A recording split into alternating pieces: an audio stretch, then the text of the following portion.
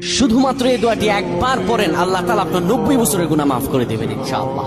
আপনার 90 বছরের গুনাহ মাফ হয়ে যাবে শুধুমাত্র এই দোয়াটি যদি একবার পড়তে পারেন। আপনার ভাগ্য খুলে যাবে, রিজিকে বরকত আসবে, মনের ন্যাক আশা পূরণ হবে, আল্লাহ আপনার সব দোয়া কবুল করে দিবেন। সুবহানাল্লাহি ওয়া বিহামদি। এত ফজিলত এই দোয়াটা আপনারা শেয়ার করে দিবেন। এই যুবকেরা, আমল না করেও সওয়াব পাবা। তোমার একটি শেয়ারে, একটা বাটনে প্রেস করে তুমি সওয়াব পেয়ে যাবা। কারণ তুমি আমল না করো, অন্য কেউ যদি তোমার শেয়ারের বদৌলতে আমল করে সওয়াব তুমি পেয়ে যাবা। নবীজির হাদিস। আমার ভাইয়েরা, আল্লাহর কাছে দোয়া করে, আল্লাহর কাছে দোয়া চাওয়া, এটি হলো মুমিনদের কাজ। আমার আল্লাহ বান্দাকে বলেন, বান্দারে উদউনি আস্তাজিব লাকুম, আমার কাছে চাও, আমার কাছে চাইলে আমি আল্লাহ তোমাকে দিয়ে দিব।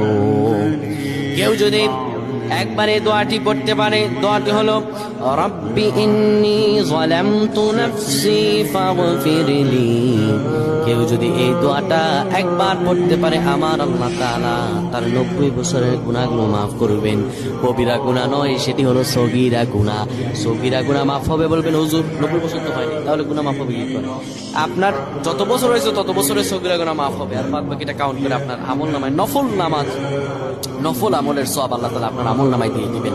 কিন্তু এটির ব্যাপারেও সহিহ সনদে তেমন কোনো গুরুত্ব আরোপ হয়নি, এটির ব্যাপারে তেমন কোনো উল্লেখিত সহিহ সনদ নেই। কিন্তু আমল করতে পারেন, যেহেতু এর অর্থ সুন্দর। আল্লাহ আমাদের কবুল করেন, আমিন।